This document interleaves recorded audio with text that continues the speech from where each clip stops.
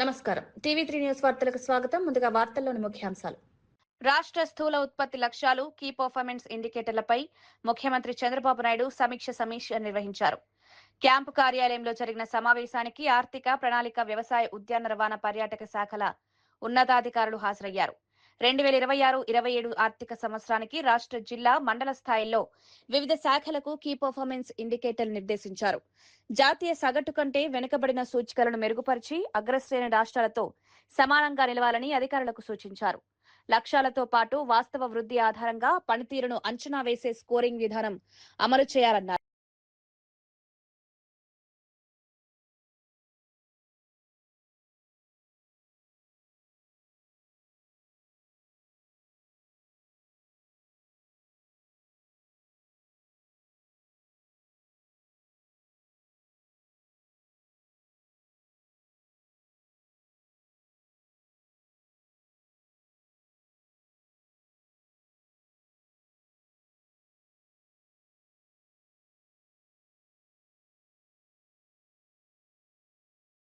మహిళలకు నిజమైన గుర్తింపు, గౌరవం ఇందిరమ్మ రాజ్యంలోనే లభిస్తోందని తెలంగాణ ముఖ్యమంత్రి రేవంత్ రెడ్డి అన్నారు. రాష్ట్రంలో మహిళా సాధికారత, స్వాభిమానం, ఆర్థిక రాష్ట్ర స్థూల ఉత్పత్తి లక్ష్యాలపై సీఎం చంద్రబాబు సమీక్ష, వివిధ శాఖలకు కీ పర్ఫార్మెన్స్, జాతీయ సగటు కంటే మెరుగైన ఫలితాలపై అధికారులకు ఆదేశాలు.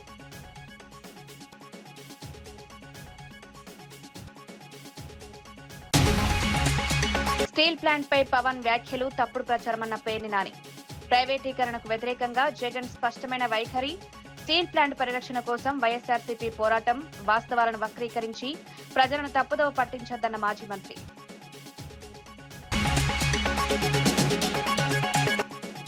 బాచుపల్లి ఫ్లైఓవర్ బీఆర్ఎస్ ప్రభుత్వ ఘనతేనన్న కేపీ వివేకానంద. కొత్త అభివృద్ధి పనులు ప్రారంభించలేదని కాంగ్రెస్ పై విమర్శ. బీఆర్ఎస్ కృషితోనే హైదరాబాద్ అభివృద్ధి, ప్రజల కోసం పోరాడే పార్టీ బీఆర్ఎస్ఏనని వ్యాఖ్య. రాష్ట్ర ప్రాజెక్టులను అడ్డుకున్నారని నిరూపించాలని కిషన్ రెడ్డి సవాల్. ఆరోపణలపై సీనియర్ జర్నలిస్టులతో కమిటీ. వాస్తవాలు ప్రజల ముందుకు తీసుకురావాలని డిమాండ్. ప్రజల దృష్టి మళ్లించేందుకే ఆరోపణలు.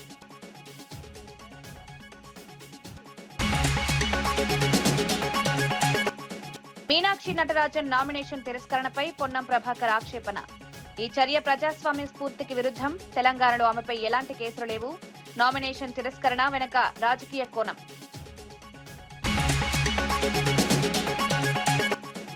ఈ ప్రభుత్వాన్ని ఎన్నుకునే అధికారం ఆడబిడ్డల చేతుల్లో పెట్టిన పార్టీ ప్రభుత్వం కాంగ్రెస్ పార్టీ. పండిత్ జవహర్లాల్ నెహ్రూ గారు అని ఈనాడు మనం చెప్పుకోవాల్సిన అవసరం ఉన్నది. ఇవాళ ఆడబిడ్డలకున్న ఓటు హక్కు ఆనాడు పండిత్ జవహర్లాల్ నెహ్రూ గారు ఇచ్చింది. ఇవాళ గొప్పగా అభివృద్ధి చెందిన దేశం అని చెప్పుకున్న అమెరికాలో ఆడబిడ్డలకు ఓటు హక్కు కొన్ని వందల సంవత్సరాలు లేదు. కొట్లాడంగా వాళ్ళకు వచ్చింది. కానీ అడక్క ముందే ఆడబిడ్డకు ఆనాడు పండిత్ జవహర్లాల్ నెహ్రూ గారు ఆడబిడ్డకు ఓటు హక్కు ఇచ్చిండు. ఓటునే ఆయుధంగా మార్చి ఎన్నికలలో పాల్గొని ఈ దేశానికి మొట్టమొదటి మహిళా రాష్ట్రపతిగా ఆనాడు కాంగ్రెస్ పార్టీ నియమించింది. మొట్టమొదటి రాష్ట్ర ముఖ్యమంత్రులుగా, ఈ దేశ ప్రధానమంత్రిగా, హైకోర్టు చీఫ్ జడ్జెస్గా, ప్రతి దగ్గర పార్టీ అధ్యక్షురాలుగా ఈనాడు కాంగ్రెస్ పార్టీ మహిళలకు సముచితమైన స్థానాన్ని ఇచ్చి మహిళల్ని గౌరవించింది. ఈనాడు అధికారంలో ఉన్న పార్టీలు ఏనాడైనా ఒక మహిళను వాళ్ళ పార్టీ అధ్యక్షురాలుగా నియమించుకున్నారా? వాళ్ళ ఆలోచన వచ్చిందా? ఈనాడు కేంద్రంలో ఉన్న అధికారంలో ఉన్న పార్టీ దాదాపుగా 40-45 సంవత్సరాల 50 ఏళ్ళు కానికి వస్తుంది ఆ పార్టీ పెట్టి. 45-50 సంవత్సరాలల్లా ఒక్కనాడైన వాళ్ళ పార్టీ అధ్యక్షురాలుగా ఒక ఆడబిడ్డను, ఒక మహిళను పెట్టాలని ఆలోచన చేసిండ్రా? లేదా ఈ రాష్ట్రంలో 10 ఏళ్ళ అధికారంలో ఉన్న పార్టీ వాళ్ళ పార్టీ నాయకత్వమే కాదు, మొదటి 5 సంవత్సరాలు మంత్రివర్గంలో ఒక ఆడబిడ్డ కూడా అవకాశం ఇయ్యలేదు. ఈడ మా అక్కలు వేలాది మంది చదువుకున్న వాళ్ళు ఉన్నారు, పరిపాలన చేయగలిగిన శక్తి ఉన్నోళ్ళు ఉన్నారు, ఎవరు ఏం చేస్తున్నారో విశ్లేషణ చేసే సామర్థ్యం ఉన్నోళ్ళు ఉన్నారు. మీరందరూ ఆలోచన చేయండి. కేంద్రంలో అధికారంలో ఉన్న పార్టీ 45-50 ఏళ్ళైనా వాళ్ళ పార్టీ అధ్యక్షురాలుగా కేంద్రంలోనే కాదు రాష్ట్రంలో కూడా ఏ రోజు నియమించుకోలేదు. 10 ఏళ్ళు అధికారంలో ఉన్నోళ్ళు 5 ఏళ్ళు మంత్రి పదవి కూడా ఇయ్యలేదు. కానీ ఇందిరమ్మ స్ఫూర్తితో, సోనియమ్మ ఆశీర్వాదంతో ప్రజాపాలన ఏర్పడితే మొదటి రోజే ఈరోజు కొండా సురేఖమ్మను, ధనసరి సీతక్కను మంత్రులుగా చేసి పరిపాలనలో భాగస్వాములను చేస్తే ఈరోజు వేలాది మంది ఆడబిడ్డలకు ఈరోజు ప్రయోజనం చేకూరిందా లేదా ఆలోచన చేయండి. ఇవాళ సర్పంచులుగా, వార్డు మెంబర్లుగా, కౌన్సిలర్లుగా, మున్సిపల్ చైర్పర్సన్స్గా, మున్సిపల్ మేయర్గా గద్వాల విజయలక్ష్మి గారు హైదరాబాద్ నగరానికి మేయర్గా మహిళగా రాణించిండ్రు అంటే రాజీవ్ గాంధీ గారు స్థానిక సంస్థలలో ఆడబిడ్డలకు రిజర్వేషన్లు ఇచ్చిండు కాబట్టే ఈరోజు తెలంగాణ రాష్ట్రంలో 55-60% మహిళలు ప్రజాప్రతినిధులుగా ఈనాడు మీరు బాధ్యత నిర్వహించి సమర్థవంతమైన పరిపాలనను అందించగలిగిన శక్తి మీ దగ్గర ఉన్నదని ఈరోజు మీరు నిరూపించుకున్నారు. ఇదే కాదు, చట్టసభలలో ఎమ్మెల్యేలుగా, ఎంపీలుగా, కేంద్ర మంత్రులుగా మీరు రాణించాలని 2013లోనే శ్రీమతి సోనియా గాంధీ గారు చట్టసభలలో మహిళలకు రిజర్వేషన్లు ఉండాలి, 33% ఇవ్వాలి అని 2013లోనే రాజ్యసభలో బిల్లును ఆమోదింపజేసిన నాయకురాలు. చిత్తూరు జిల్లా జీడీ నెల్లూరు నియోజకవర్గ వైఎస్ఆర్సీపీ ఇన్ఛార్జ్ కృపాలక్ష్మి కూటమి ప్రభుత్వంపై తీవ్ర విమర్శలు చేశారు. అన్ని వర్గాల ప్రజలను ప్రభుత్వం నిలువునా మోసం చేసిందని ఆరోపించారు. జిల్లాలో మామిడి రైతులు తీవ్ర ఇబ్బందులు ఎదుర్కొంటున్నారని చెప్పారు. గతేడాది కిలోకు 12 రూపాయల వరకు గిట్టుబాటు ధర లభించగా ప్రస్తుతం 7 రూపాయలు మాత్రమే చెప్తున్నారని విమర్శించారు. జ్యూస్ ఫ్యాక్టరీ యాజమాన్యాలు 4 నుంచి 5 రూపాయలకే పంటను కొనుగోలు చేస్తూ రైతులను దోచుకుంటున్నాయని ఆరోపించారు. మామిడి పంటకు టన్నుకు 15 నుంచి 20 వేల రూపాయల వరకు ధర ప్రకటించాలని ప్రభుత్వాన్ని డిమాండ్. ఎందుకంటే చిత్తూరు జిల్లాలో బాగా పండించే పంటలో మామిడి పండ్లు ఒక మేజర్ గా ఉంటుంది. ఈ మామిడి పండు రైతులు గిట్టుబాటు ధరలు లేకుండా ఎంత అవస్థ పడుతున్నారో మేము చూస్తా ఉన్నాము. ప్రభుత్వము చాలా నిర్లక్ష్యంగా వ్యవహరిస్తోంది. అదేవిధంగా మనం చూసినట్లయితే గత ఏడాది తోతాపూరి మామిడి పండు రైతులకి కిలో 12 రూపాయలు ధర పలికింది ప్రభుత్వం చెప్పినారు. కానీ ఈ ఏడాది వచ్చి అది 7 రూపీస్కి తగ్గించేసినారు. పెట్రోల్ ధరలు పెరుగుతున్నాయి, డీజిల్ ధరలు పెరుగుతుంది, అండ్ పురుగుల మందులు కొనాలన్నా ఆ ధరలు పెరుగుతుంది, కూలీ ఖర్చులు పెరిగింది. ఇవన్నీ పెరిగినా కూడా రైతులకు ఎందుకు మీరు గిట్టుబాటు ధర, కనీస గిట్టుబాటు ధర కూడా ఇవ్వకుండా 7 రూపాయలకి మీరు ఎందుకు తగ్గించినారని మేము ప్రభుత్వాన్ని అడుగుతున్నాం. అదేవిధంగా ప్రభుత్వం నిర్ణయించిన 7 రూపాయల ధర కూడా కొన్ని గుజ్జు ఫ్యాక్టరీలు తీసుకోకుండా దాన్ని కూడా వెనక్కి పంపించేసి, లేదంటే దానిలో కూడా ఇంకా తక్కువ అడుగుతున్నట్టు రైతులు చాలా ఇబ్బందులు పడుతున్నారు.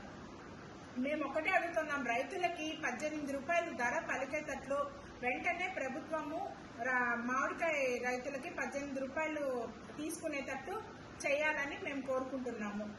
మనము అదే విధంగా చూసినట్లయితే వీళ్ళు ఒక మామిడి పండు రైతు ఎంత శ్రమ పడితే ఆ మామిడి పండు మన చేతికి వస్తుంది.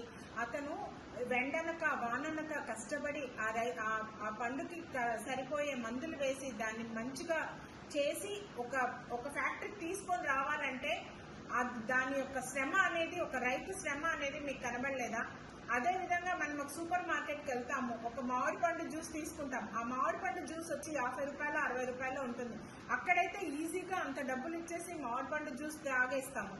వీళ్ళు కష్టపడే రైతులని ఆదుకోకుండా ఇలా వ్యాపారస్తులని వాళ్ళ యొక్క లాభాలని ఇంక్రీజ్ చేస్తున్నారు. కానీ రైతు పడే కష్టాన్ని మాత్రం వీళ్ళు గుర్తించడం లేదు. ప్రభుత్వాన్ని మేము ఒక్కటే అడుగుతున్నాము, రైతులను ఆదుకోండి, 18 రూపాయలు వాళ్ళకి గిట్టుబాటు ధర ఇవ్వండి.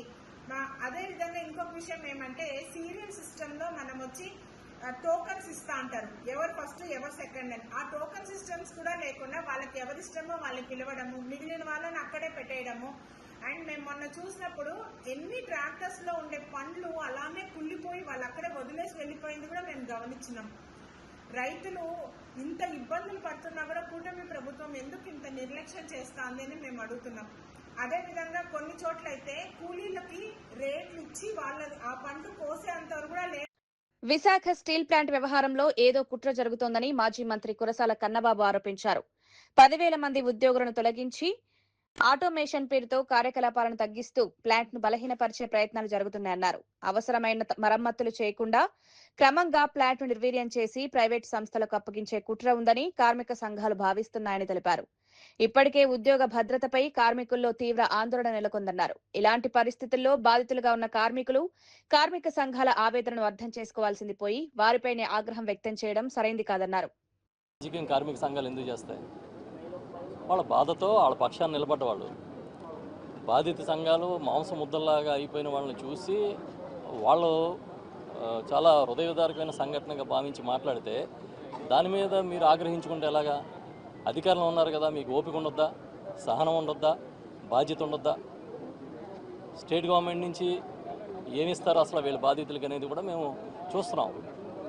ఆ రోజు జగన్మోహన్ రెడ్డి గారు ఎల్జీ పాలిమర్స్ సంఘటన జరిగినప్పుడు ఇదే కేజీహెచ్కి వచ్చి దాదాపు 3 గంటల పాటు స్పెండ్ చేసి పెద్దలు బొత్స సత్యనారాయణ గారు కానీ మేమందరం ఆ రోజు ఇక్కడ ఉన్నాం. మాకు బాధ్యత అప్పచెప్పి ₹1 కోటి అనౌన్స్మెంట్ చేసి వాళ్ళకి పరిహారం, అదేవిధంగా హాస్పిటలైజ్ అయిన వాళ్ళందరి కోసం కూడా టీంలు అరేంజ్ చేసి వాళ్ళకి ఆర్థిక సహాయం చేసి దాని తర్వాత అది మొత్తం మానిటరింగ్ చేయడానికి చీఫ్ సెక్రటరీతో సహా అందరిని ఇక్కడే పెట్టి అంత బాధ్యతగా ఉన్నారు. చాలామంది ఆ రోజు కూడా మాట్లాడారు జగన్మోహన్ రెడ్డి గారితో, ముఖ్యమంత్రి గారితో చాలా ఓపికగా సమాధానం చెప్పి ఆయన కూడా మనసులోంచి బాధన ఆవేదన వ్యక్తం చేశారు. ఇలాంటి సంఘటనలు జరగడం దురదృష్టకరం అని. కానీ ఇవాళ వచ్చిన అధికార పార్టీ నాయకులు ఏంటంటే తిరిగి వాళ్ళే ఇబ్బంది పెట్టేటట్టుగా మాట్లాడారని సంఘాలు కానీ కార్మిక సంఘాలు చెప్తున్నాయి. ఇది మంచి పద్ధతి కాదని చెప్తున్నాం. స్టీల్ ప్లాంట్ ప్రైవేటీకరణ అంశంపై జనసేన అధినేత పవన్ కళ్యాణ్ చేస్తున్న వ్యాఖ్యలను మాజీ మంత్రి పేర్ని నాని తీవ్రంగా ఖండించారు. రాజకీయ ప్రయోజనాల కోసం ఎంత దిగజారైనా మాట్లాడుతున్నారని విమర్శించారు. కేంద్ర ప్రభుత్వం 100% ప్రైవేటీకరణకు సిద్ధమైన సమయంలో మాజీ ముఖ్యమంత్రి జగన్మోహన్ రెడ్డి అసెంబ్లీ తీర్మానం చేసి కేంద్రానికి పంపారని గుర్తు చేశారు. స్టీల్ ప్లాంట్ పరిరక్షణ కోసం వైఎస్ఆర్సీపీ ప్రభుత్వం నిరంతరం పోరాటం చేసేదన్నారు. ప్రైవేటీకరణకు వ్యతిరేకంగా జగన్ స్పష్టమైన వైఖరి తీసుకున్నారన్నారు. అలాంటి పరిస్థితుల్లో వాస్తవాలను పక్కన పెట్టి ప్రజలను తప్పుదోవ పట్టించేలా వ్యాఖ్యలు చేయడం సరికాదన్నారు. మాట్లాడటానికి అంటే రాజకీయాల కోసం ఎంత దిగజారైనా పవన్ కళ్యాణ్ గారు ఏమైనా మాట్లాడతాడు, ఏమైనా చేస్తాడు. ఇంకా పవన్ కళ్యాణ్ గారు ఇది దుర్మార్గం కదా మీరు మాట్లాడేది, నీచం కూడా కదా అది. చూడండి కేంద్ర మంత్రి గారు ఏం మాట్లాడుతున్నాడు, ఏమని చెప్పాడు కేంద్ర మంత్రి గారు? In Covid period 2018-19 and 2020-21 they earned the profit of 92 crores and 930 crores in that 2 years. But ultimately, in 2021 January, I think, our Deepam, they have decided to disinvestment for 100%. So, go for the selling of the unit to privatize the unit 100%. But during that time, Andhra government, they have passed a resolution in the Andhra Assembly opposing this disinvestment decision. Even though downfall was there. వర్షాకాలం ప్రారంభమవుతున్న నేపథ్యంలో రోడ్లు, వంతెనల భద్రతపై R&B అధికారులు ప్రత్యేక దృష్టి పెట్టాలని మంత్రి కోమటిరెడ్డి వెంకటరెడ్డి ఆదేశించారు. వాగులు, వంకలు పొర్లి ప్రమాదాలకు ఆస్కారమున్న రహదారులు, బ్రిడ్జ్లను ముందుగానే గుర్తించి హెచ్చరిక బోర్డులు ఏర్పాటు చేయాలని సూచించారు. ప్రతిరోజు అధికారులు క్షేత్రస్థాయిలో పర్యటించి పరిస్థితులను పరిశీలించాలన్నారు. శాఖ అధికారులతో నిర్వహించిన సమీక్ష సమావేశంలో పురోగతిలో ఉన్న పలు రహదారులు, ఆర్ఓబీలు, అండర్ పాస్ పనులపై ఆరా తీశారు. రీజనల్ రింగ్ రోడ్ భూసేకరణలో రాష్ట్ర వాటా 626,87 లక్షల రూపాయలను ఇప్పటికే ఎన్హెచ్ఏఐ ఖాతాలో జమ చేసినట్లు వెల్లడించారు. బొల్లా బ్రహ్మనాయుడు వ్యవహారంలో చంద్రబాబు ప్రభుత్వం ఎల్లో మీడియా కలిసి విష ప్రచారం చేస్తున్నాయని వైఎస్ఆర్సీపీ రాష్ట్ర అధికార ప్రతినిధి శేఖర్ రెడ్డి ఆరోపించారు. భూమి కొనుగోలు విషయంలో బాధితులుగా ఉన్న వారినే నిందితులుగా మార్చి కేసులు నమోదు చేయడం దుర్మార్గమని విమర్శించారు. ఈ ఘటన వెనుక ఆంధ్రప్రదేశ్, తెలంగాణ ప్రభుత్వాల మధ్య లోపాయికారి ఒప్పందం ఉందనే అనుమానాలు ప్రజల్లో వ్యక్తమవుతున్నాయన్నారు. 2 తెలుగు రాష్ట్రాల ప్రజలకు కూడా ఈ వ్యవహారం అర్థమైందని వ్యాఖ్యానించారు. అసలు ల్యాండ్ గ్రాబింగ్ కు పాల్పడింది ఎవరో ప్రజలకు తెలుసన్నారు. ఈ అంశంపై జనసేన అధినేత పవన్ కళ్యాణ్, ముఖ్యమంత్రి చంద్రబాబు నాయుడు స్పష్టంగా స్పందించాలని డిమాండ్ చేశారు. సోదరుడైనటువంటి బొల్లా రమేష్ గారు ఆ భూమిని కాస్త ఆయన ఎంఓయూ చేసుకోవడం జరిగింది. ఎంఓయూ చేసుకున్న తర్వాత ఏమైందిరా అంటే సో ఈ బొల్ల బ్రహ్మనాయుడు గారు కూడా దాంట్లోకి ఎంటర్ అయ్యి మధ్యలో మీడియేటర్గా రాధాకృష్ణ అనే అతను ఉండడంతో ఆ రాధాకృష్ణ అనే అతను నేను సచివాలయంలో పనిచేయాలని, నాకు రెవెన్యూ రికార్డుల మీద మంచి అవగాహన ఉందని చెప్పి, రెవెన్యూ రికార్డులు మొత్తం రెగ్యులరైజ్ అవుతున్నాయని చెప్పేసి వీళ్ళకి మాయ మాటలు చెప్పి, కపట మాటలు చెప్పి వీళ్ళని ట్రాప్లో దించారు. మొట్టమొదటిగా బొల్ల బ్రహ్మనాయుడు గారి యొక్క సోదరుడైనటువంటి బొల్ల రమేష్ గారిని దించడం, తర్వాత ఆ వ్యవహారంలో బొల్ల రమేష్ గారు ₹1 కోటి రైతులకు ఇచ్చి ఎంఓయూ చేసుకోవడం, తర్వాత ₹2 కోట్ల బొల్ల బ్రహ్మనాయుడు గారు అందించడం కూడా జరిగింది.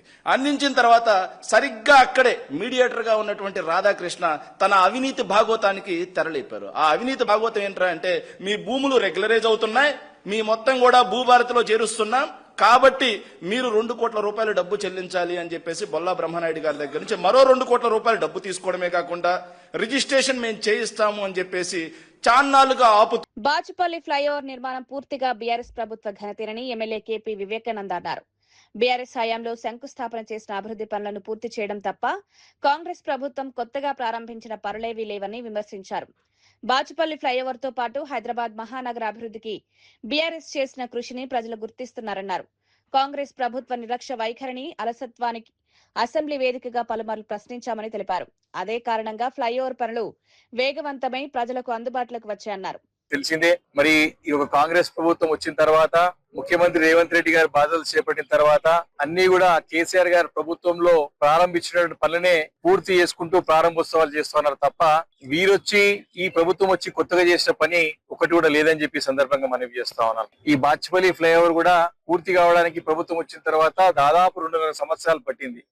సంవత్సరం లోపల పూర్తి కావాల్సిన పని 2.5 సంవత్సరాలు కావచ్చి కాలయాపన చేసి ఈ యొక్క ప్రారంభోత్సవానికి కూడా బీఆర్ఎస్ పార్టీ పక్షాన అసెంబ్లీలో పలు సందర్భాల్లో ప్రభుత్వాన్ని నిలదీసినప్పుడు ఈ అభివృద్ధి పనులను కూడా నడక నడుస్తా ఉన్నాయి, అభివృద్ధి పనులు కుంటుపడుతా ఉన్నాయి, దీనిపైన పర్యవేక్షణ లేదు, పనులు వేగవంతం చేయాలని చెప్పేసి బీఆర్ఎస్ పార్టీ పోరాటం చేసింది. కాబట్టి ఇప్పుడైనా కానీ పనులు ప్రారంభమై బాచుపల్లి ఫ్లైఓవర్ ప్రారంభమై ఈరోజు ప్రజలకు వినియోగంలోకి వచ్చింది.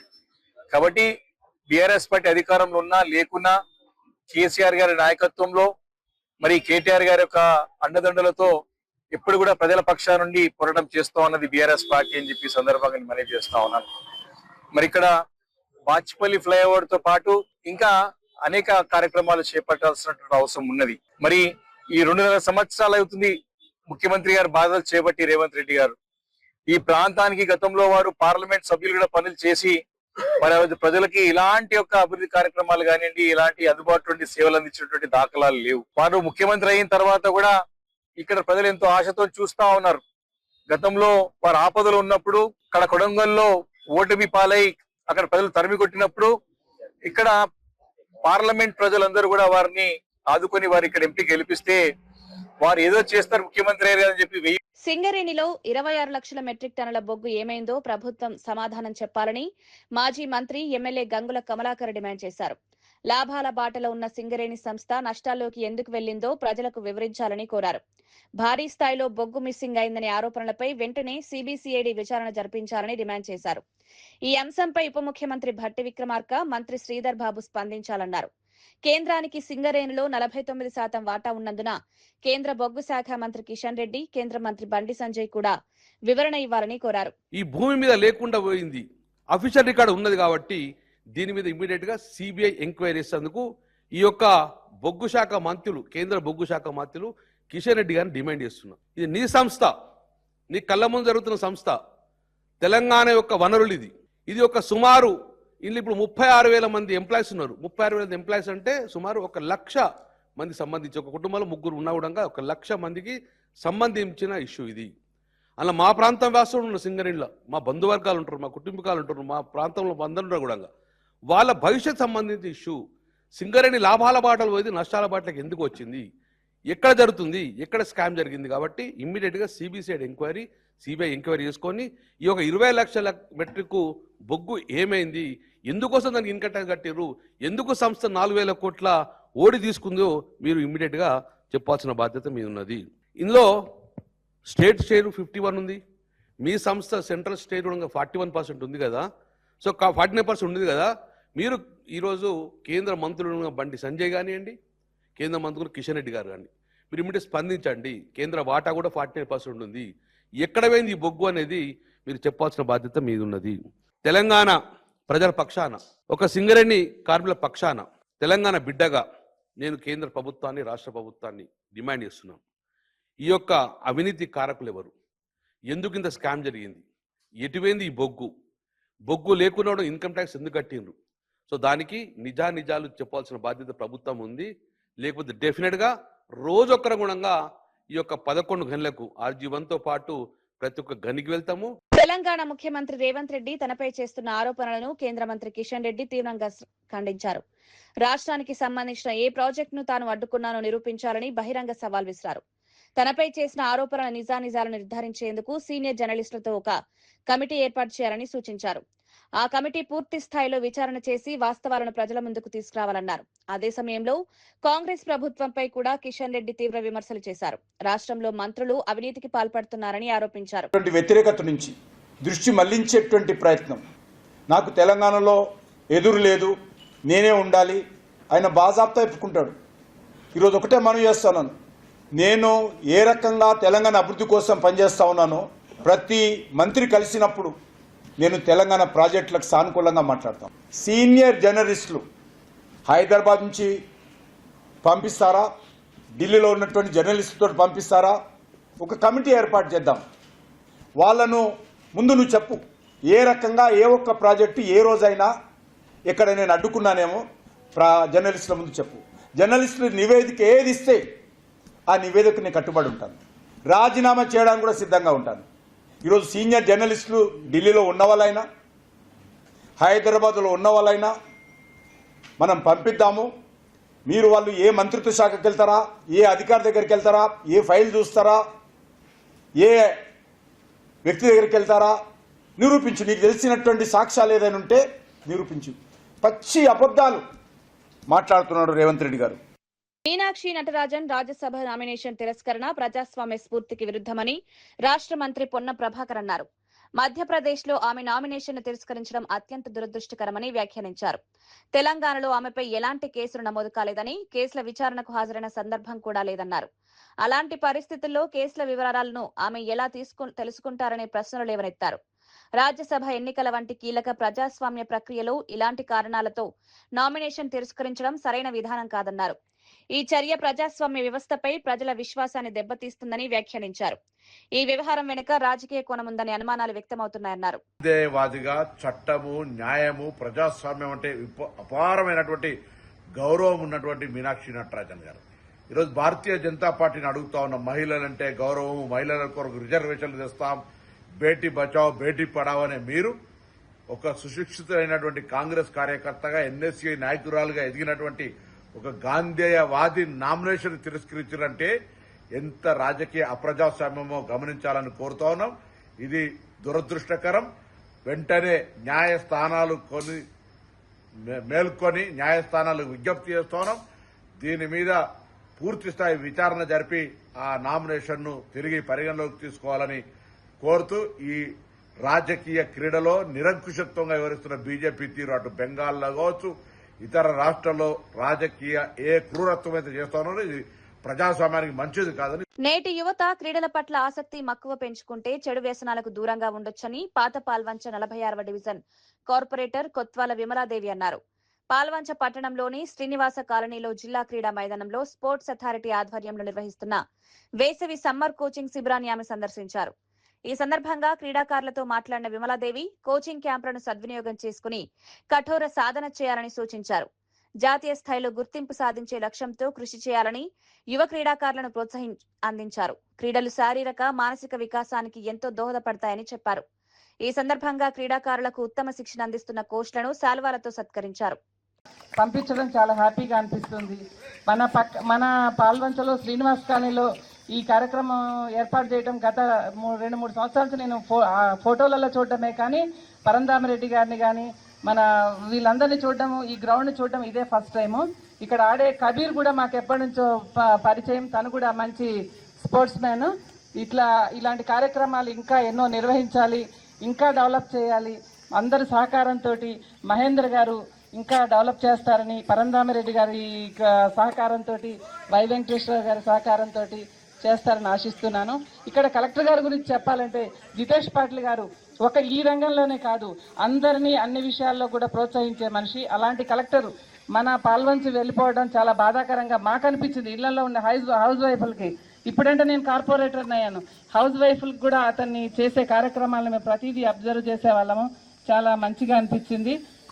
ఇట్లాంటి కార్యక్రమాలు ఇంకెన్నో ఇంకా ముందుకు సాగుతారని ఆశిస్తూ ఒక చిన్న మాట, మహేందర్ గారు మాకు ఎప్పటి నుంచో చిన్నప్పటి నుంచి మా అన్నయ్య మహీధర్ వీళ్ళిద్దరు కూడా అన్నదమ్ములు, చిన్నప్పటి నుంచి మేము చూసేవాళ్ళం. ఇప్పుడు అన్నయ్య ఇక్కడ వచ్చి ఇక్కడ కార్యక్రమం పెట్టడం, మన సొంతూరుకి ఇంత డెవలప్ చెయ్యాలి అని అందరు వెళ్ళిపోతుంటారు. ఇక్కడ అయిపోయిన రిటైర్డ్ అయిపోయిన హైదరాబాద్ వెళ్ళిపోయి సెటిల్ అవుదామా, అక్కడ వెళ్ళి సెటిల్ అవుదామా అన్న ఆలోచనలో ఉంటారు.